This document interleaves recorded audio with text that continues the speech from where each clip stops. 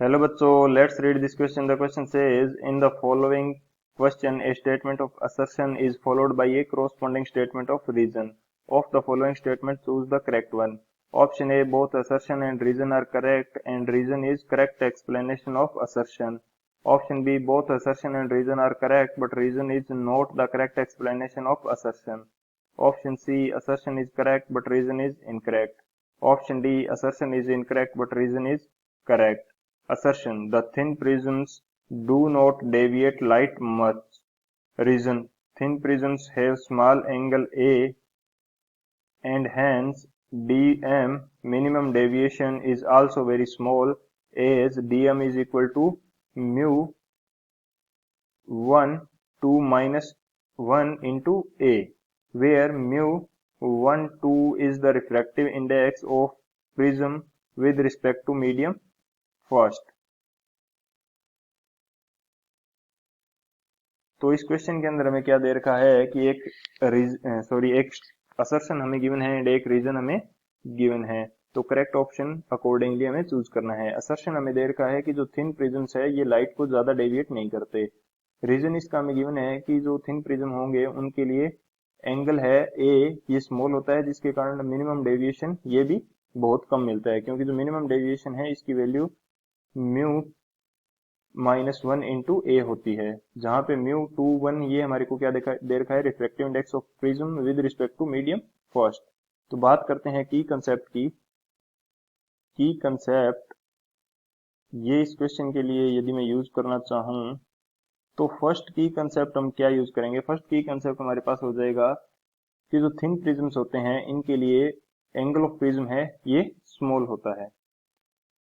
For thin prisms for thin prisms angle of prism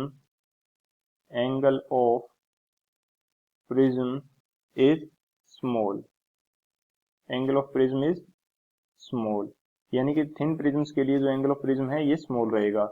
and second जो की concept हम use करेंगे ये हमारे पास हो जाएगा मिनिमम डेविएशन, जो dm है इसका फॉर्मूला।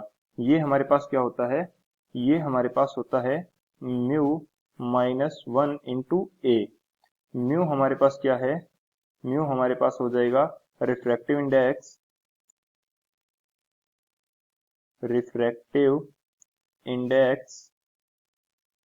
ऑफ डेंसर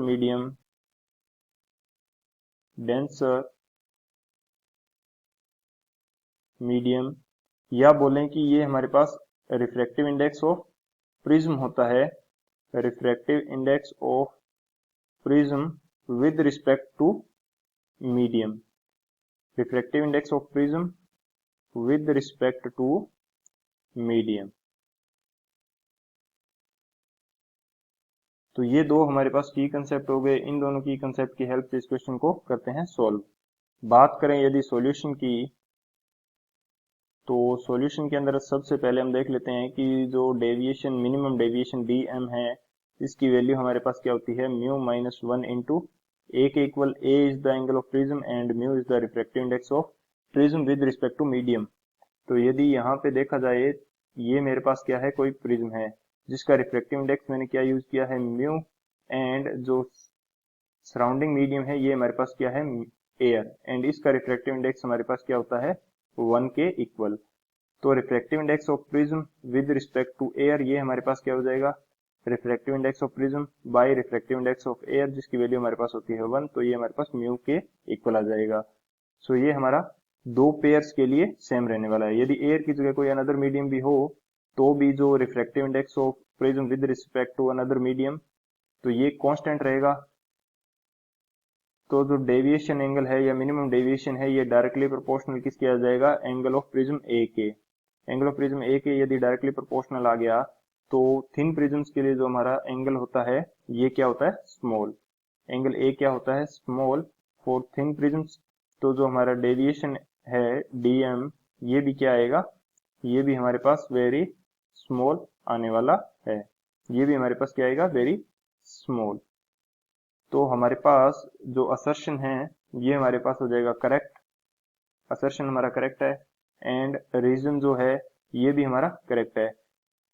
क्योंकि असर्शन के अंदर हमें क्या दे रखा है, थिन प्रिज्म लाइट को कम डेविएट करते हैं, ये करेक्ट हो गया। रीजन के अंदर हमें दे रखा है कि जिनको इनका एंगल ऑफ प्रिज्म है ये कम होता है, जिसके कारण डेविएशन भी हमें कम मिलता है, तो सो ये भी करेक्ट हो जाएगा। तो ऑप्शन कौन सा हमारे पास फाइनल आंसर के रूप में देखा जाएगा, तो ये हमारे पास हो जाता है ऑप्शन ए। असर्शन भी करेक्ट है, रीजन भी करेक्ट है, एंड रीजन जो है वो असर्शन का करेक्ट एक्सप्लेनेशन भी है। So option A is the final answer. I hope you understood it well. Best of luck. Thank you.